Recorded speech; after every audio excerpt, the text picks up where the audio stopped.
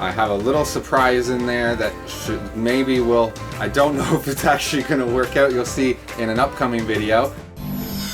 What's up? Welcome back to the channel. Bob Moss here. You know that already. You read the channel name, I think. If you can read, you read the channel name. Right. Today's video topic, going to be setting up another Caridina shrimp tank. I think this one's just going to be for culls of my current Caridina shrimp because I don't have a tank set up specifically for them. I have had success drip acclimating some of the orange eye blue tiger into some of my inert substrate setups, so that's kind of cool, and they don't crossbreed with the Neo Caridina, so very cool there. But really I want a Caridina specific cull tank with the aqua soil in it to buffer that substrate lower so that I can put bee shrimp and tiger shrimp and all that stuff in there so that they can crossbreed together and I can get some, I think they're called Mishlings once they're crossbred like that. So that's going to be what happens in that tank, and then I'm going to sell them as just mixed culls or Mishlings, and we'll see what happens with that tank and those shrimp. I do have a couple bags of ADA Amazonia, so I will be doing some more Caridina shrimp tank setups in the future. I just need to get my hands on some of the glass. You know, aquariums in Canada are kind of expensive, so I'm either going to be going down to the States for the $1 per gallon sale one of these days, or I'm going to try and find some used aquariums up here because I'm not paying $40 for a friggin' 10 gallon.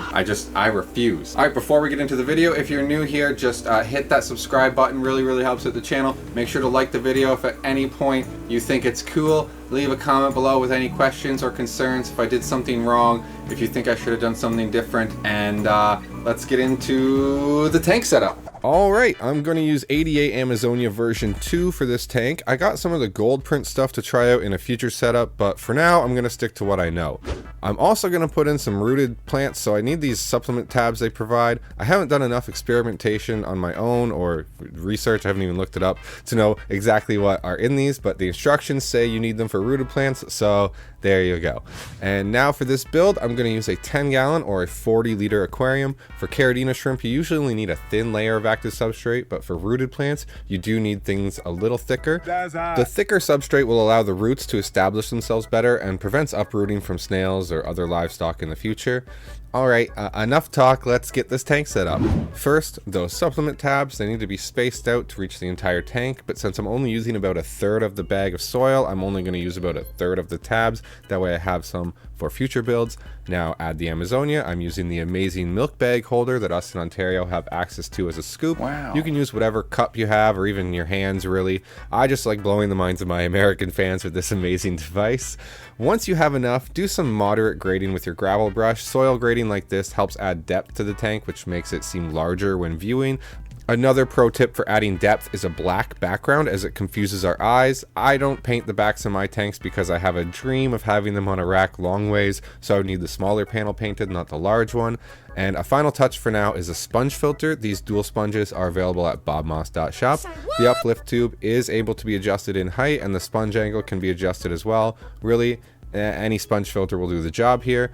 With the substrate and the sponge filter, I could fill this up and it's good to go. Most breeders would leave the tank just like this, but you guys know me, I need plants and at least an attempt at an aquascape. What I have first is some Rotala cuttings from my various other tanks. This is Rotala indica pink, but the planting and propagation of all Rotala is the same. You can take a cutting from anywhere on the plant and just slam it into the dirt. I have read online that it's a good idea to trim these bottom leaves off to prevent any potential rot from being in the dirt. In my experience, I make like a tree and leave these on. They actually help to hold the plant in the dirt. Anyone who has attempted to put rooted plants in their aquarium knows what I'm talking about here. Sometimes the plants just don't want to stay in the dirt. I don't think there's much else to say here about this. Plant the plants in the dirt, and there you go. This little pocket of Rotala will grow vertically and fill out this corner of the tank rather nicely. Hard part done, so let's finish the scape. I have a piece of dragonstone with a java fern attached. Put that here with some decorative pieces next to it. Next I have my world famous cholla wood with some Anubias Nana golden attached, some more cholla with java ferns, and then I have cholla with super blue bucephalandra and cholla with centipede bucephalandra to fill out the scape. Bucephalandra is a very popular plant right now, and I was kind of peer pressured into buying a couple kinds. It's extremely slow growing, but I'm hoping to be able to sell this one day. We'll see how it grows. The final piece is some cholla with spiky moss attached to it. A few of you know I think all aquatic mosses look the same, so I purchased this to compare with my java moss that I've had for a few years. Spoiler, I still think they look the same. let's take a closer look at what we have before I add the water. I think it looks pretty good if I do say so.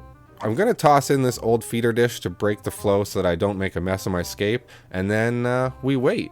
Using the airline like this does take quite a while to add 10 gallons, so grab a drink, maybe watch an episode of your favorite show, and then come back to your build. But stay on this video because you'll see I'm editing. I can edit. We're not waiting. We're not just going to wait here and watch it fill up, okay? Don't leave. I'm not telling you that. For this, I also purchased some red root floaters. We'll see how they manage. I have never had this plant before, and I've heard mixed things, so hopefully they propagate for me nicely, as they are quite a beautiful floating plant when they grow in. I also have some cuttings from the spiky moss that I'm just going to add into the water loosely. If you chop your moss up into tiny little bits, it will grow in thicker and faster than leaving it how you got it. That's how I got all this extra.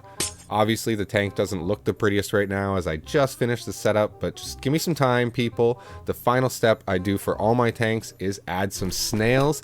These guys are going to poop and pee and create the ammonia needed for the filter to grow the beneficial bacteria. But what do you need to create all that pee and poop? Food, of course. Add some fish or shrimp food and let them go nuts. This is the time to overfeed, as you actually want an ammonia spike. You got to get that filter working and your tank cycled. With active substrate, this can take up to 8 weeks as the soil itself leaches ammonia into the water. If you've followed along to this point, we have a tank set up with all the plants in Hardscape in there. Food is in, snails are in. Now it's just a time thing. Oh yeah, I did attach an airline to the filter at some point during all of this. That's kind of important too, to be honest. So we'll just let the snails do their things for the next 2 months, and then 4 to 6 weeks later, the tank is cycled. Now let's add some shrimps. As I stated, this is going to be for Caridina culls. I think I stated that. I hope I did. So anything less than ideal is going to go in here and become a Mishling or a mixed Caridina shrimp. So I have free reign to pull from any of my active substrate tanks for this one. Let's see what we have. Some really picky people would probably cull some of these crystal reds, but I like them and they haven't been breeding the best, so I'm going to leave them for now. Just leave that tank alone. Yeah, that's a little tip. If your shrimp aren't breeding, don't touch the tank too often. Moving over to the blue bolt tank, I'm going to remove some of the shrimps that are showing more white than blue. High grade blue bolts have blue all over like this one, and low grades look closer to a blue steel or even a golden bee, like more white. And basically more white than blue is a no-no if you want to claim that they're high-grade blue bolts, not Bloody Mary. Anyway, finally, with the orange eye blue tiger, they just don't throw consistent for me yet, so I need to move some of these more red or rusty bodied ones, clearish ones, anything that's not like a super deep blue. We don't want anything that's too transparent. We want this nice dark blue like these guys. And now, because I'm moving from my own tank to my own tank, I probably don't have to drip acclimate, but I gotta set a good example for all of you, right? So we'll drip acclimate here for an hour or two and then add the shrimps into the tank. And ta-da! Beautiful, isn't it? Oh yeah, and my snails ate the red root floaters, so I got Salvinia in here now. That was a piss off. And that's that. Tank set up, shrimp are in there, ready to go, beautiful. I got the Bucephalandra in there, I got the Rotala. I have a little surprise in there that I don't know if it's actually going to work out. You'll see in an upcoming video. Nope. I'm not going to spoil it here, so make sure to subscribe, like, comment below. If you made it this far, make sure to leave the comment, boost my Philandra, and that way I know that you made it this far and that you're a real cool guy or girl or non-binary person or fish. What? Or something. Thanks again for watching. Huge shout out to my YouTube channel members: Mitch Bottoма, Jamie A, 3DRC, Jacob WTX, Daniel Cordone, Lucas Talbot, BJ Palmer, Zodiac 246, Kendra Crippen, Zoltan's Aquatics, Drifters Workshop, Robert Redmond, Christy Godin, Roman Pitroff, Jens Brinkman, and Master Aquatics. Just call me Eduardo. As always, if you want a shout out like those guys, make sure to just hit the link in the description below. Become a channel member down there in the description. I also have links to my Twitch stream, my hobby shop, my Facebook page, my other things. What did I forget this time? My Discord. I have a Discord, guys. If you want to come hang out, chat with me, and really get into Bob's head and see what I have to think about everything, and ask me a question anytime, you just go to the Discord and we hang out there. It's a good time, I promise. So yeah, like, subscribe, all that stuff. And remember, guys, until next time, keep your shrimp pan strong. Bye-bye now. Hope to see you again very soon.